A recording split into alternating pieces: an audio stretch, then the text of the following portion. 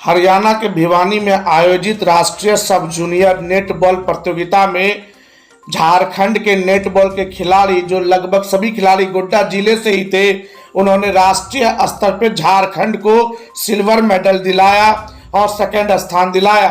महागामा विधायक दीपिका पांडे सिंह आज उन बच्चों से मिलने के लिए गोड्डा पहुंची और सभी बच्चों ने विधायक का आशीर्वाद लिया।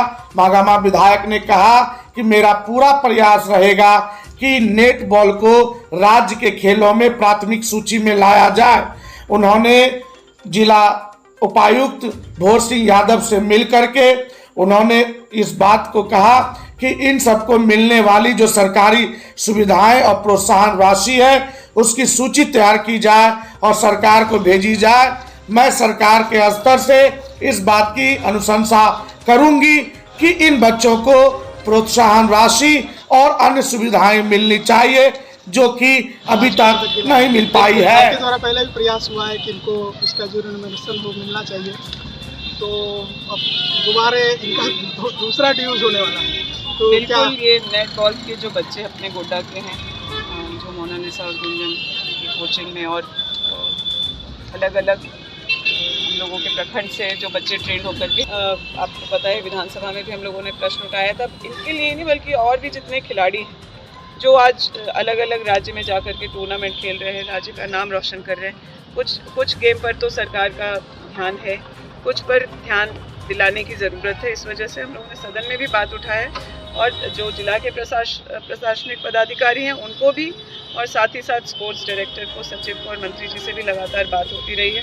मंत्री जी ने इन लोगों के खेल के विषय में जब सुना तो उन्होंने भरोसा दिलाया है कि इनको भी प्रोत्साहन राशि और अन्य सुविधाएं जल्द से जल्द मुहैया कराने का काम किया जाएगा।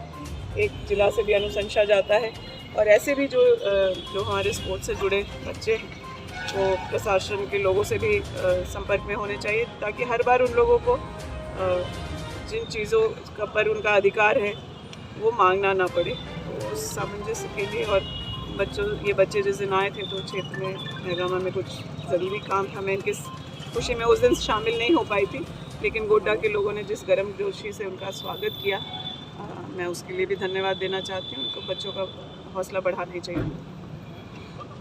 मैडम, इससे ज़िला से अनुशंसा करके स्पोर्ट्स विभाग को राज्य में भेजा जाएगा तो चीज़ें जल्दी और आसानी से होंगी। जो संबंधित पदाधिकारी हैं उसको डीसी ऑर्डर कर दिए हैं और जल्दी जो है इन लोगों को जो सहायता, सहयोग और जो सुविधा सरकार की तरफ से मिलनी चाहिए वो सब भी सुचारू रूप से मिलेगा। और नेटबॉल को भी प्रायोरिटी के लिस्ट में झारखंड सरकार ऐड करे, हम लोग जल्दी सुनिश्चित करेंगे। खेल पदाधिकारी के यहाँ होने के बाद भी खेल की स्थिति लगातार जो है सुधरी नहीं है, इस तरह की चीज़ें सामने आती रहती हैं। अभी नए पदाधिकारी आए हैं जी, उनके प्रभार में है, वो प्रभार में है, लेकिन मुझे पूरा भरोसा है कि ये बदलाव ज़रूरी कारणों की वजह से ही हुआ है और अब जल्दी चीज़ें कार्यान्वित। राज्य का प्रतिनिधित्व करने वाली टीम जब यहाँ आई तो वो टोटो से उतरी थी और उसे रिसीव करने के लिए कोई जिला के पदाधिकारी नहीं गए। इसको लेकर डीसी साहब से कोई बातचीत हुई कि आगे कोई क्यों नहीं गया?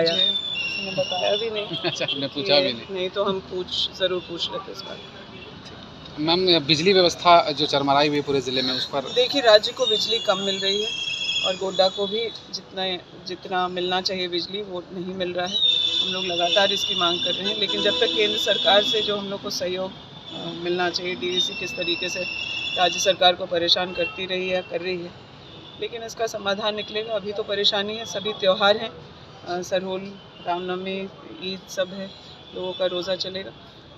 जो हमारे पास अभी बिजली है उसको अगर सही से प्लान और मॉनिटर करके ट्रांसमिशन पर अगर ध्यान देगा विभाग, तो अभी की स्थिति से बेहतर हो सकता है। ये प्रयोग हम लोग महागामा में किए थे, पिछले साल एक पदाधिकारी थे, उनकी वजह से बहुत सहूलियत थी। इस बार वो परेशानी हो रही है, नए लोग आए हैं जो ज़रा कम अनुभवी हैं, तो उसको भी हम लोग ट्रैक पे लाने की कोशिश कर रहे हैं। तो मेगावाट जो है ज़्यादा खर्च है और कम बिजली मिल रही है, तो राज्य सरकार की तरफ से मतलब आप लोग प्रतिनिधित्व कर रहे हैं सरकार का? लगातार हम लोग तो बेसिक ढांचा से ही स्ट्रगल कर रहे थे जी। महागामा में मेरे पिछले 2.5 साल के कार्यकाल में हम लोग 400 ट्रांसफार्मर लगाना पड़ा। कई जले हुए, बहुत समय से जला हुआ था, कहीं जहाँ ज़्यादा 63 kVA का चाहिए तो वहाँ 25 था जो बार बार जल जाता था। तो इन बुनियादी सुविधाओं को ही दुरुस्त करने में, फिर जो ग्रिड जो सब स्टेशन बन करके तैयार था और चालू नहीं था उसको शुरू कराने का काम हम लोगों ने किया। लेकिन जो बिजली राज्य को मिलना चाहिए उस पर बहुत नियंत्रण आज के दिन केंद्र सरकार का है और राज्य सरकार इस बात के लिए प्रयासरत है कि हम लोग किस तरीके से आत्मनिर्भर हों, ऐसी वैकल्पिक व्यवस्थाएं हो ताकि राज्य को केंद्र सरकार की तरफ बिजली के लिए मुँह न देखना पड़े।